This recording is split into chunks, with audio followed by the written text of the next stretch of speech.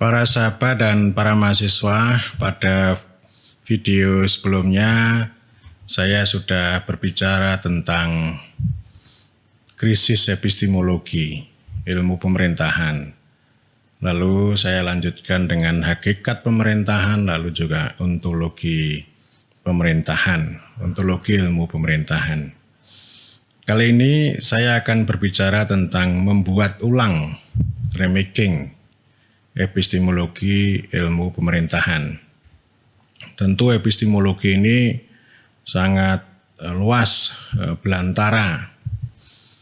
Biasanya ya kita tempuh dengan berbagai rute, entah kita belajar tentang berbagai teori maupun juga ada mata kuliah metodologi ilmu pemerintahan. Saya juga sudah membuat video tentang metodologi pembentukan ilmu pengetahuan atau pembentukan pengetahuan yang relevan untuk studi pemerintahan. Paling tidak itu video itu lebih operasional gitu. Bagaimana melakukan problematisasi, konseptualisasi, membuat narasi, lalu konklusi dan abstraksi, termasuk misalnya saya bicara tentang bagaimana berangkat membawa tema, pulang membawa judul. Karena belantara, kali ini saya akan berbicara kerangka umumnya. Paling tidak saya akan berbicara mengenai aspek problematisasi dan teorisasi. Problematisasi itu berbicara tentang fenomena pemerintahan yang akan kita kaji melalui ilmu pemerintahan. Dan yang kedua, konseptualisasi atau teorisasi adalah alat untuk menganalisis terhadap fenomena yang kita kaji. Saksikan video ini secara tuntas.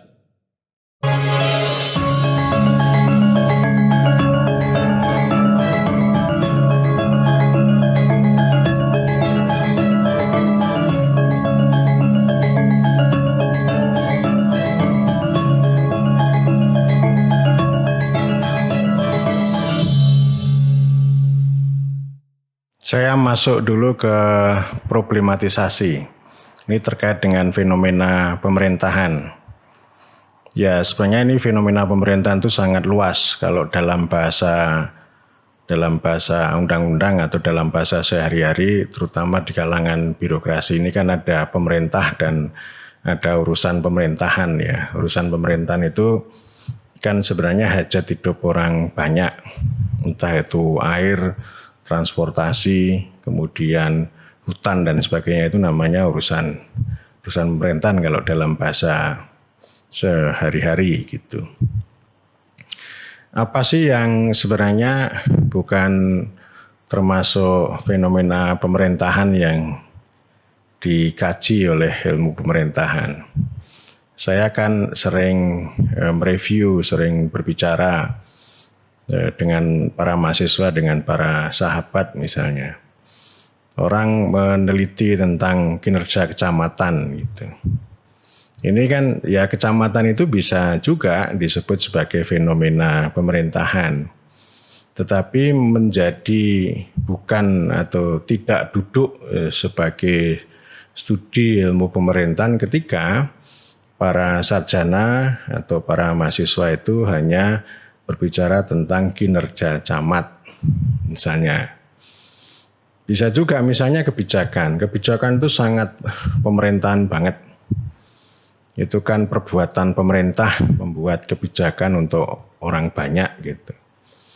Tetapi kalau kajiannya hanya implementasi kebijakan, maka itu bukan ilmu pemerintahan, tapi lebih baik itu masuk ke ranah administrasi publik.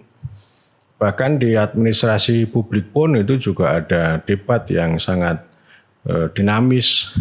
Ada yang kelompok yang berkutat dengan administrasi dan manajemen, lalu ada juga kelompok yang berhaluan in defense of politics dalam administrasi publik. Jadi ada aliran administrasi, ada juga aliran politik gitu. Dan tentu orang-orang seperti Dwight Waldo itu misalnya ya, ini sarjana administrasi publik yang sangat terkenal itu, bagaimana dia menghubungkan antara politik dan administrasi itu. Nah kalau sudah begitu itu ciri khas ilmu pemerintahan di sana. Orang bisa juga misalnya mengkaji tentang pariwisata, tetapi ya kebanyakan ya hanya ngomong tentang pariwisata saja. Lalu saya katakan Anda itu tidak duduk sebagai mahasiswa ilmu pemerintahan tetapi mahasiswa ilmu pariwisata. Lalu gunanya apa? Anda belajar selama 4 tahun, belajar tentang pemerintahan, tapi ketika menulis skripsi ngomong tentang pariwisata tanpa pemerintahan. Padahal pariwisata itu adalah fenomena pemerintahan atau urusan pemerintahan. Nah karena itu saya ingin mengatakan begini, fenomena pemerintahan kan tidak bisa direduksi. Ya hanya kerja-kerja camat, kinerja atau efektivitas atau implementasi. Tetapi kita harus mendudukkan secara lebih utuh dan saya membagi fenomena pemerintahan itu ada 2. Yang pertama adalah fenomena dalam intra pemerintahan atau intra di dalam pemerintah. Entah itu bicara tentang institusi pemerintah, relasi antara pemerintah dengan parlemen, relasi antara pemerintah dengan birokrasi.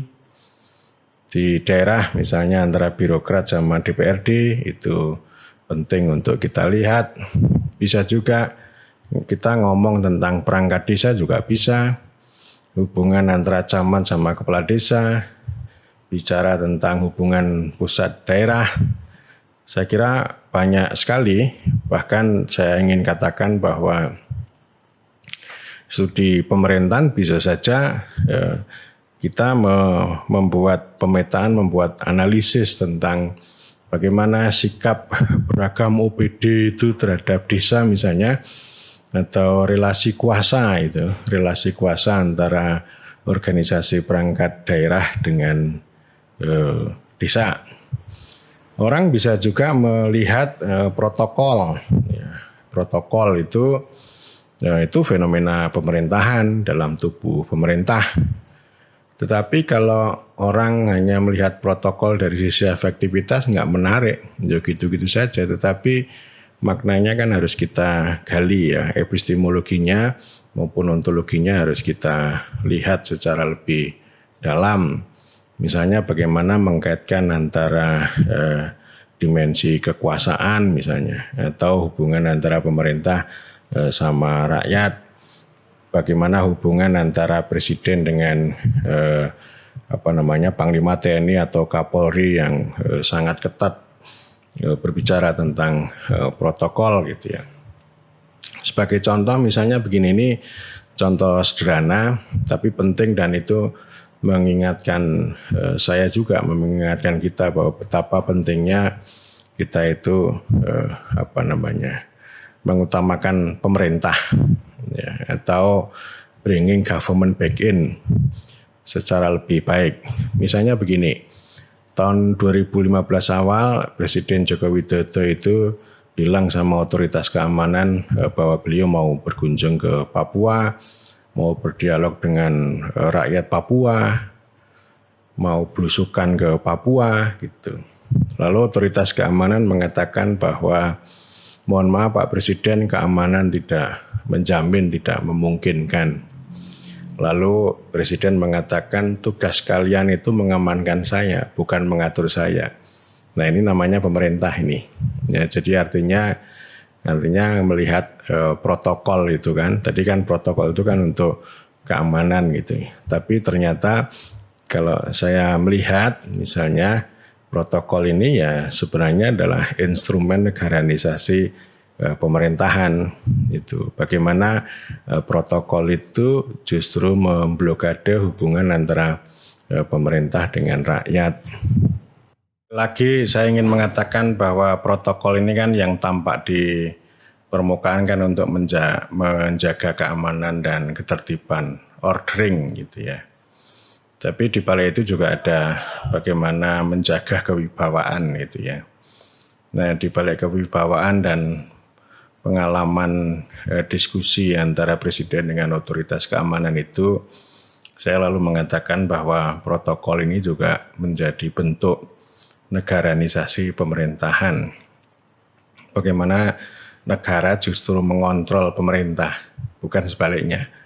Kan seharusnya kan pemerintah itu memerintah negara. Kalau protokol yang berlebihan itu lalu yang terjadi adalah negara mengatur pemerintah dan di balik itu juga memblokade ya hubungan antara pemerintah dengan rakyat. Jadi pemerintah sama rakyat itu ada jarak yang begitu luas ya, jarak secara sosial dan jarak secara politik juga. Kalau presiden itu akan mengikuti terus-menerus berbagai protokol, maka pemerintahnya itu menjadi lemah dan hubungan antara pemerintah dengan rakyat itu juga menjadi jauh gitu. Nah, ini maksud saya interpretasi ya. Jadi ini lalu persoalannya, ini faktanya sama, ceritanya sama ini. Sama-sama studi tentang protokol. Ada orang yang melihat bagaimana protokol itu untuk satu, ya, efektivitas menjaga keamanan. Satu itu yang sudah lazim gitu ya.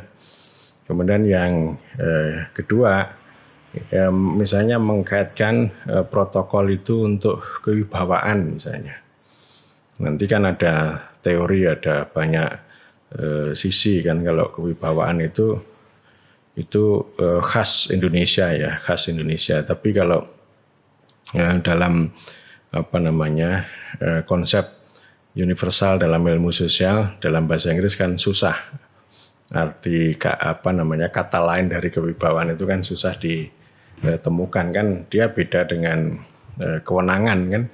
Beda juga dengan kekuasaan, barangkali ada di tengah-tengah itu. Lalu mengkaitkan tadi ya, ordering, ada juga kewibawaan, dan lalu juga ini mengkaitkan protokol dengan negaranisasi pemerintahan. Ini contoh ya, bagaimana kita menggunakan metode dan teori, dan interaksi antara metode dengan teori itu disebut sebagai metodologi. Bagaimana kita melakukan interpretasi dengan berbagai teori yang bisa kita gunakan. Nah, itu fenomena dalam pemerintahan itu banyak sekali. Ada konsep-konsep yang sebenarnya bisa kita pinjam. Entah itu misalnya yang sering muncul itu divided government gitu. Kemudian juga reformasi pemerintahan lokal misalnya. Saya kira ada banyak di dalam tubuh itu. Dan kemudian yang kedua yang saya sebut dengan fenomena luas ya. Kalau dalam bahasa formalnya namanya urusan pemerintahan. Atau yang lain itu bisa juga fenomena manusia atau hajat hidup orang banyak. Ya tadi misalnya seperti air, kemudian hutan, laut, petani, kemiskinan, ketimpangan, urbanisasi, dan masih banyak lagi. Itu luar biasa. Bahkan juga saya sering mengambil contoh itu ya bisa juga kebun karet, kebun sawit misalnya, atau tempat pelelangan ikan gitu. Nah kan ini fenomena pemerintahan. Kalau semua itu distudi dengan efektivitas kebijakan misalnya, efektivitas aturan misalnya, itu nggak akan menarik. Tapi kalau kita studi tentang dengan pemerintahan pasti akan jauh lebih menarik. Bisa juga dengan studi politik yang misalnya melihat bagaimana konflik kepentingan di dalam hutan misalnya, atau di dalam tempat pelelangan ikan gitu. Tapi tentu kalau studi pemerintahan kan tidak hanya bicara tentang itu. Ya bicara tentang politiknya, tapi juga bicara tentang tindakan pemerintah, kebijakan pemerintah, semuanya disambung sehingga menjadi sesuatu gambaran yang lebih utuh. Jadi ini fenomenanya cukup banyak, dan misalnya ini ya, ada studi yang sebenarnya akan saya bahas nanti dalam materi governing ya. Misalnya governing the market itu ditulis oleh Robert Witt ya, di pengalaman di Asia Timur. Robert Witt juga menulis tentang Village Republic di India Selatan. Bagaimana desa itu punya otoritas, punya governabilitas itu untuk mengatur, mengurus sumber daya bersama. Ada juga buku yang selalu saya sampaikan pada mahasiswa, misalnya buku Elinor Ostrom, Governing the Common gitu ya. The Common itu apa? Sumber daya milik bersama. Artinya ini sumber daya, semacam sumber daya alam yang itu tidak ada pemiliknya secara legal formal. Setiap orang bisa menikmati tapi tidak bisa memiliki. Governing the Common, dan itu studi tentang bagaimana institusi pengaturan, pengelolaan tentang danau, tentang air dan sebagainya. Ini menarik ya. Saya banyak mendorong mahasiswa misalnya studi tentang misalnya transformasi misalnya koperasi unit desa misalnya, yang dulu sempat bertahan selama 20 tahun tapi runtuh. Atau ada mahasiswa saya juga studi tentang yaitu sengketa di desa wisata misalnya. Ada juga tantangan yang begitu banyak ya, yang saya kira kita harus melihat secara utuh. Misalnya Presiden pernah menyampaikan pertanyaan yang sangat menarik pada tahun 2017. Mengapa hutan di Swedia dan Finlandia bisa memakmurkan rakyat, tetapi hutan di Indonesia kok tidak memakmurkan rakyat? Nah, ini kan tantangan pemerintahan kan. Secara empirik itu kan harus dijawab oleh Presiden kan gitu. Nah, apa yang harus dijawab lalu dijalankan oleh Presiden ini kan menjadi subject matter ilmu pemerintahan. Jadi kan artinya kan ini hutan banyak gitu. Kayak studi Nancy Pelosi, hutannya kaya tapi kok rakyatnya melarat gitu. Ini persoalannya di mana kan gitu.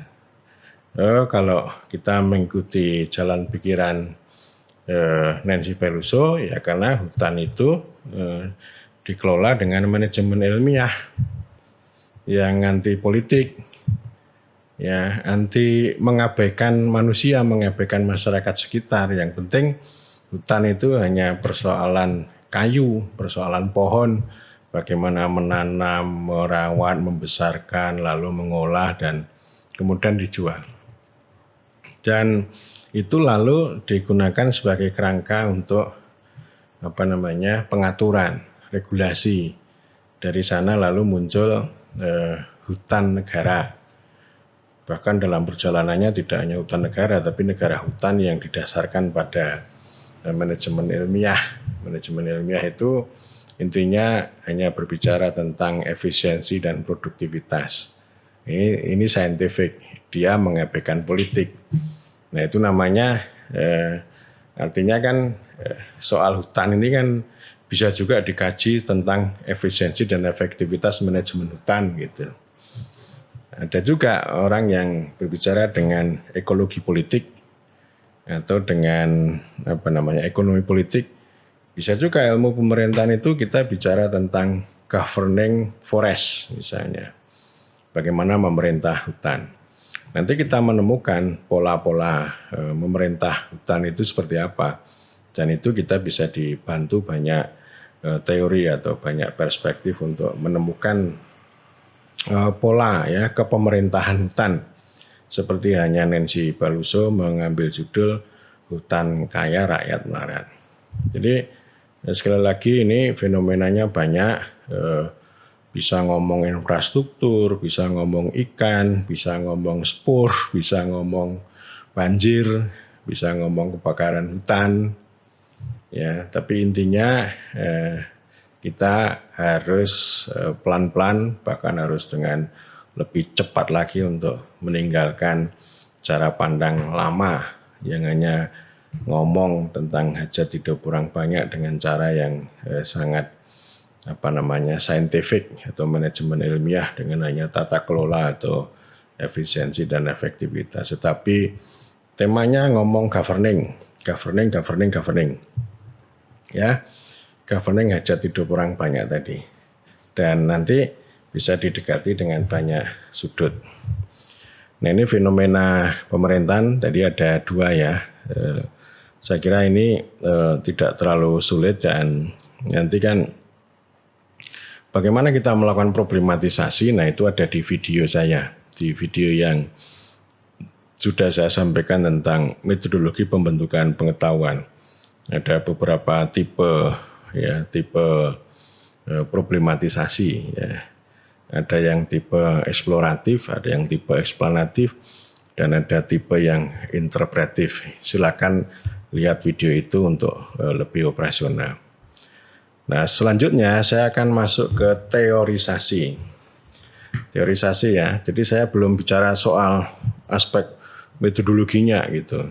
Saya masuk dulu ke soal teorisasi yang nanti berguna untuk menjawab terhadap problematisasi atau menjawab atau mengkonseptualisasi terhadap fenomena pemerintahan yang dikaji. Entah mengkaji protokol atau mengkaji air atau mengkaji hutan misalnya. Aspek teorisasi itu ada dua sisi. Yang pertama pembentukan teori. Nah, kita kan kuliah tuh ada berbagai macam teori itu. Ada teori birokrasi, teori demokrasi, teori negara gitu, teori governance gitu. Tapi kita tidak punya teori pemerintahan, atau teori pemerintah kan nggak punya. Kita belajar tentang sistem pemerintahan, ya itu hanya informasi. Sistem pemerintahan itu bukan teori itu. Sistem pemerintah nasional, ya mungkin di sana akan ada sentralisasi atau desentralisasi dan sebagainya gitu. Ya, tapi saya nggak tahu sampai sekarang memang masih banyak orang yang belum paham tentang pemerintah itu. Ya, orang hanya melihat dari sisi eksekutif misalnya. Lalu orang yang lain itu lebih banyak, oh pemerintah adalah birokrasi misalnya. Lalu camat menulis dirinya pemerintah kecamatan misalnya, itu kan salah itu. Jadi ketika kita belajar teori pemerintahan itu sama halnya kalau sosiologi itu belajar teori sosiologi. Kemudian ilmu politik itu belajar berbagai judul yang namanya teori politik juga kan gitu. Jadi kita itu bukan belajar teori administrasi, bukan. Tetapi kita belajar teori tentang pemerintahan sebagai sebuah keseluruhan.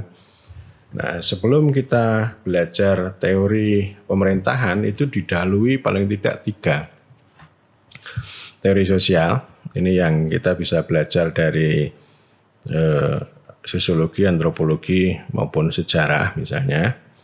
Kemudian yang kedua kita belajar teori politik.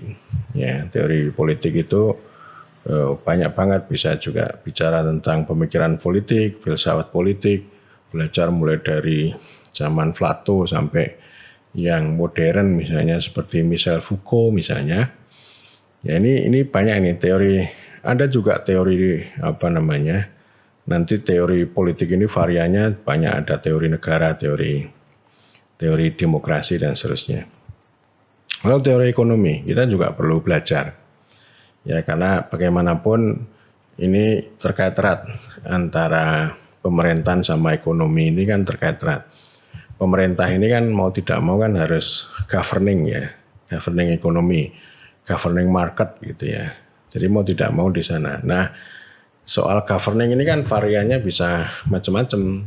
Ada yang model merkantilis, ada yang model liberal, ada yang model sosialis dan sebagainya. Ada model yang sekarang misalnya konsep negara pengatur dalam dunia ini ya, neoliberal misalnya.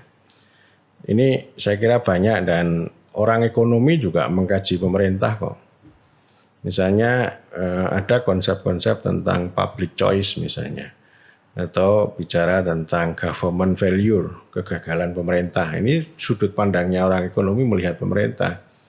Nah, ilmu pemerintahan itu selama ini hampir tidak masuk ke ruang itu, ke ruang ekonomi itu. Sehingga justru pemerintahan ini menjadi arena kontestasinya para sarjana ekonomi gitu. Karena orientasi mereka itu kan terutama yang kapitalis itu kan ingin memperbesar pasar, big market, big capital gitu.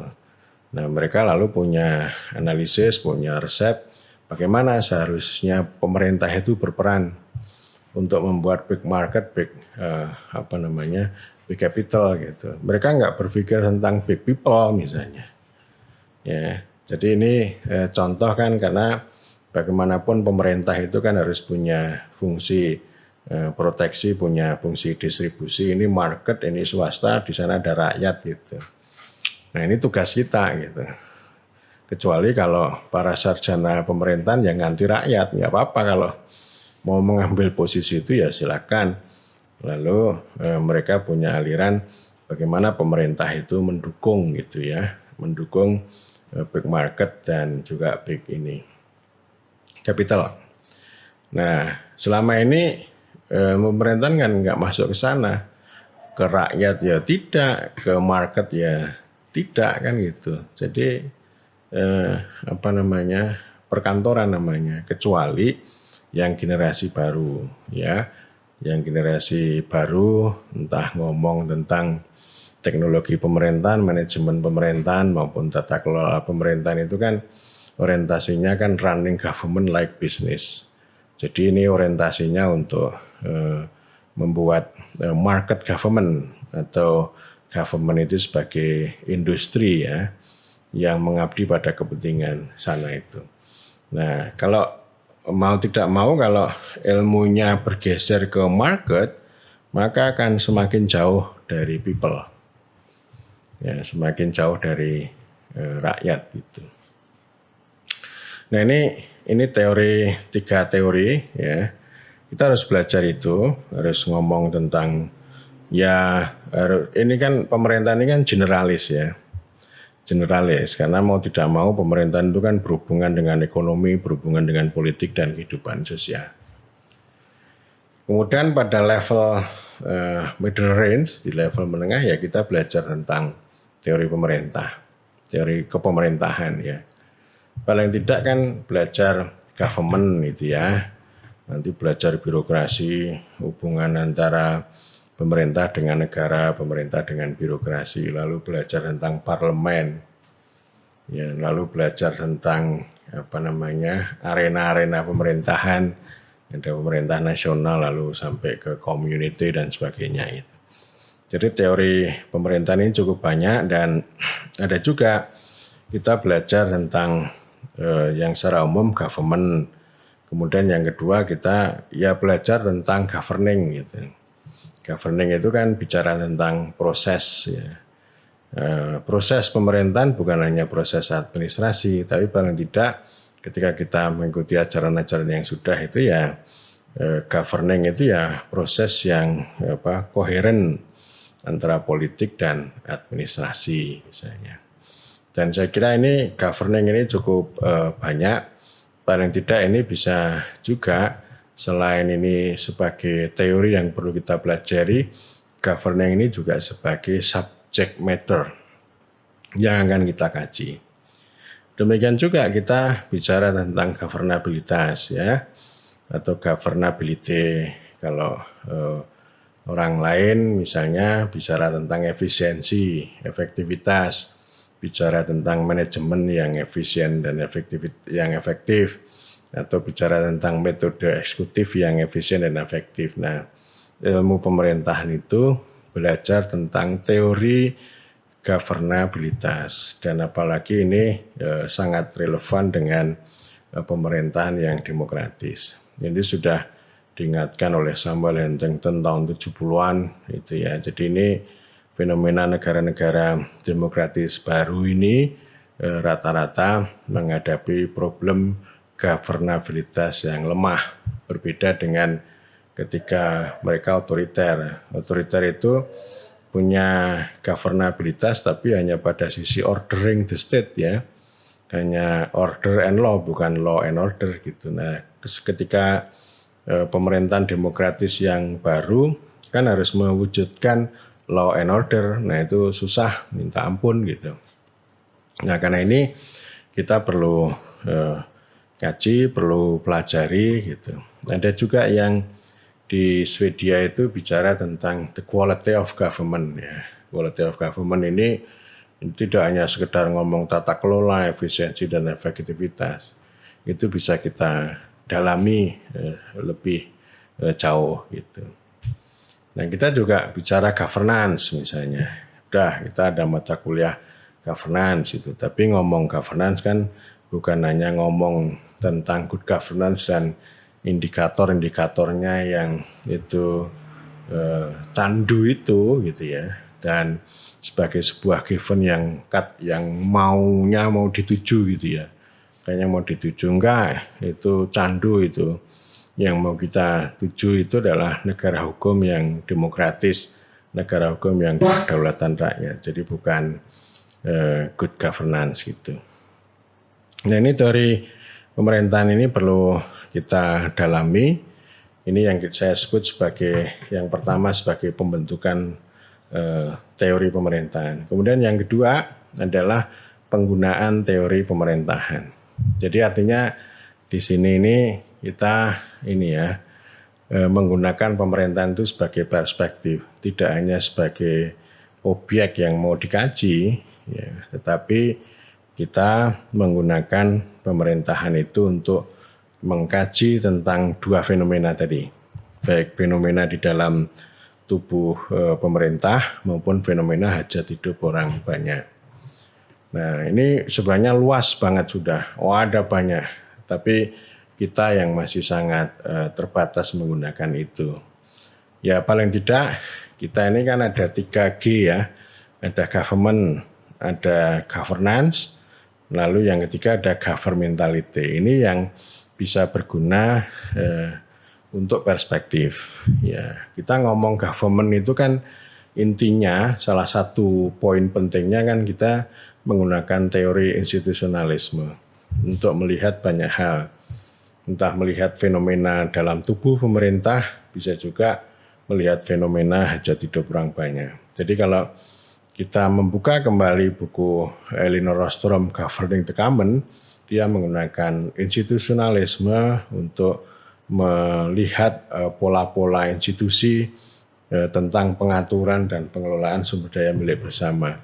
Entah itu yang dengan pola swasta atau privatisasi atau pola negara yang dua-duanya itu menimbulkan tragedi juga gitu. Lalu ada pola yang komunitas misalnya kan gitu. Ya ini soal institusi gitu. Nah, institusi itu belantara, tetapi intinya kita bisa temukan pola-polanya ya, yang di sana bicara tentang bagaimana nilai organisasi dan aturan itu dibentuk. Dan tentu kan kalau kita melihat secara empirik, institusi itu kan juga dikontestasikan. Misalnya mengapa pemerintah memilih jalan untuk membentuk negara pengatur misalnya. Ini contoh saja ya. Dari dulu namanya negara peraturan, lalu sekarang terus-menerus akan bergeser ke negara pengatur. Nah ini kan institusi juga itu. Ya. Nah ini contoh, terus kemudian itu melihat dari government ya, kemudian governance. Di video sebelumnya saya ngomong governance itu selama ini hanya jadi objek, belum banyak digunakan itu sebagai perspektif atau alat untuk menganalisis. Kalau sebagai objek ya misalnya orang melakukan studi tentang efektivitas good governance, ya itu nggak menarik itu studi orang lain, itu bukan studi pemerintahan itu. Governance itu ngomong tentang relasi, ya, interaksi gitu. Kalau interaksi itu kan pasti ada interestnya, ada nilainya, dan bagaimana nilai dan interest ini kan selain dikontestasikan lalu dia dilembagakan, entah dalam bentuk aturan maupun dalam bentuk pijakan kan gitu. Jadi ya perspektif itu bisa lentur bagaimana kita meng-create governance itu campuran, bisa juga pendekatan institusi atau pendekatan ekonomi politik itu dicampur menjadi satu sehingga kita bisa gunakan untuk melihat banyak hal. Misalnya kita menggunakan governance untuk melihat relasi kuasa antara kepala desa dan perangkat desa misalnya. Nah di sana kan ada interest, ada nilai, ada tujuan, ada macam-macam lah. Gitu. Kemudian juga melihat misalnya relasi antara daerah dengan desa ini, ya, interaksinya bagaimana ini. Ya, itu kita menggunakan governance. Bisa juga kita menggunakan governance untuk menganalisis tentang tempat pelelangan ikan. Gitu. Ya, tempat pelelangan ikan, kalau ekonomi politik kan hanya melihat bagaimana kekuasaan dan kekayaan ini dikontestasikan. Tetapi kalau studi governance kan nanti akan melihat bagaimana posisi pemerintah. Aturannya gimana ini? Kebijakannya gimana ini? Ya nanti kebijakannya ini menguntungkan siapa ini? Lalu kita melihat ini tempat pelelangan ikan ini, siapa para pihak yang berkepentingan ini. Dan kemudian pemerintah berada di mana di situ. Nah itu namanya studi governance ya. Jadi jangan hanya tata kelola pemaknaannya gitu. Kalau tata kelola itu nanti hanya menemukan indikator-indikator efisiensi, efektivitas gitu ya, visi, transparansi dan sebagainya. Jadi itu nanti yang terjadi secara metodologis itu hanya memotret realitas yang semu, realitas yang naif, bukan realitas yang lebih utuh secara menyeluruh ya.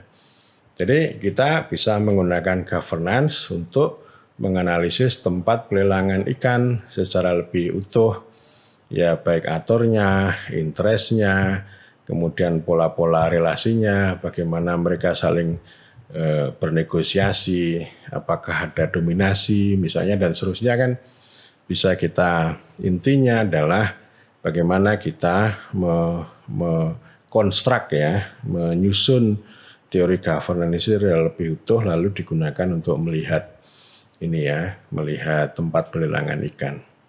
Itu satu contoh saja. Nanti bisa ada banyak contoh. Saya hanya menunjukkan ini kerangka umumnya begitu. Kemudian yang sekarang mulai banyak menjamur dan ada beberapa mahasiswa saya yang mulai menggunakan governmentality ya. Itu menarik governmentality itu. Kan ini sebenarnya satu perspektif untuk mengolok-olok teknokrasi, mengolok-olok pemerintahan pasar, pemerintahan neoliberal yang melihat bahwa oh ternyata yang berkuasa itu bukan pemerintah kok. Yang berkuasa itu ya teknokrat, konsultan gitu, atau orang-orang yang ini komputer boys misalnya ya. Operator komputer itu kekuasaan yang bisa mengarahkan perilaku. Jadi ini kita bisa menggunakan governmentality itu untuk banyak hal. Teorinya simple kok, tapi yang penting nanti mengungkap ini ya, teks ya, mengungkap teks, praktek diskursif ya. Jadi ini kan kekuasaan diskursif. Diskursif itu omongan yang dipraktekkan, praktek yang diomongkan itu ya. Misalnya melucuti tentang audit, tentang sertifikasi, tentang akreditasi, standar. Jadi ya standar akreditasi itu kalau yang buat itu untuk kinerja dan sebagainya, tapi saya nggak percaya. Karena menurut governmentality ini pengetahuan adalah kekuasaan. Jadi kekuasaan bukan terletak pada pemerintah, tetapi ya pada pemegang pengetahuan yang termasuk komputer voice operator itu. Jadi sertifikasi akreditasi ini adalah bentuk kekuasaan neoliberal untuk mengarahkan perilaku, misalnya perguruan tinggi atau kayu atau apa dan sebagainya ya, yang punya niat baik tapi mengandung kontradiksi. Jadi tujuan baiknya itu tidak akan tercipta gitu, karena di sana ada perbedaan ya, perbedaan interest. Nah, tetapi saya juga ingin mengatakan juga bahwa governmentality itu digunakan untuk mengolok-olok bahwa ini kan pertanyaannya kan who govern gitu ya. Ini kan beda kalau zaman dulu tahun 60-an who govern yang digaji oleh orang-orang pluralis seperti Robert Dahl ini kan yang berkuasa elit gitu ya. Elit di New Haven sana. Tapi kalau kita menggunakan governmentality itu yang berkuasa siapa? Ya macam-macam. Standar itu sendiri adalah kekuasaan yang bisa mengendalikan orang. Nah, ini kan sebenarnya dengan kita menggunakan governmentality ini lalu ketahuan bahwa ternyata pemerintah itu tidak berkuasa. Yang lebih berkuasa adalah aplikasi, standarisasi, sertifikasi, akreditasi, regulasi. Nah ini kan nggak benar nih akhirnya kan, nggak benar secara konstitusi dan mau tidak mau kita harus bringing government back in. Sehingga ketika saya bicara bringing government back in, bringing politics back in itu karena sekarang pemerintahan Republik Indonesia ini justru dikendalikan oleh standar-standar teknokratik ini. Ya, yang saksi-saksi yang tadi saya sebut itu ya, yang katanya mau menciptakan produktivitas tapi enggak. Ya makanya kan Presiden bilang, Menteri bilang bahwa indeks prestasi, ijazah, akreditasi itu kan tidak menjamin kualitas itu. Nah ini kan sebenarnya cuma governmentality ini. Jadi bukan government tapi governmentality. Nah yang penting diungkap secara lebih dalam, secara lebih detail dan itu terus menerus bisa kita gunakan untuk mengolok-olok. Karena sekarang kekuasaan yang real, yang mengendalikan subjek manusia itu sebenarnya bukan pemerintah, tapi adalah instrumen-instrumen maupun standar itu. Nah ini kita menggunakan perspektif itu dan tentu sekali lagi kembali yang tadi ya, ada dua proses teorisasi. Yang pertama kita harus belajar untuk merajut teori pemerintah, teori pemerintahan, dan yang kedua kita menggunakan teori baik fenomena di dalam tubuh pemerintah maupun fenomena hajat hidup orang banyak ya. Jadi itu secara umumnya begitu dan sekali lagi ini saya terus menerus mendorong teman-teman, para sahabat dan juga para mahasiswa kita duduk itu ya, jadi kita duduk yang mendudukkan gitu. Tujuannya gitu ya, pemerintahan itu kan ilmu yang duduk, harus duduk dulu dia, harus duduk dulu, kemudian bisa mendudukkan. Ya mendudukkan banyak hal. Ya, kalaupun kita pertama menggunakan governmentality untuk mengolok-olok, untuk mengkritik, untuk melucuti, ya, istilahnya kan orang itu selubung ya, kepentingan dibalik sertifikasi, kepentingan dibalik standarisasi dan sebagainya gitu. Nah itu tujuannya kan untuk didudukkan ya sesuai dengan institusi. Atau paling tidak kalau kita mengikuti nalar-nalar yang disampaikan oleh Tania Murelli ini kan orientasinya pertama untuk provokasi politik. Kenapa? Karena kan sekarang yang model the new governance atau the new governing yang sekarang ini ya, yang tadi saya sebut pemerintahan sebagai industri itu ya antara lain mengeluarkan sertifikat, mengeluarkan akreditasi itu namanya industri itu. Itu namanya anti politik. Anti politik itu artinya tidak peka atau tidak melihat realisme politik secara utuh.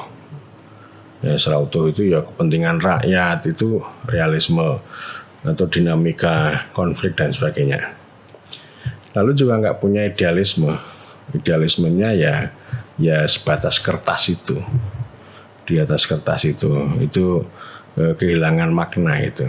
Dan itu sekali lagi kalau kita belajar pada buku orientalisme, buku banyak sekali ya, termasuk buku Rita Abrahamson ya, ketika dia melucuti good governance itu. Good governance itu kan bagian dari industri pemerintahan tadi.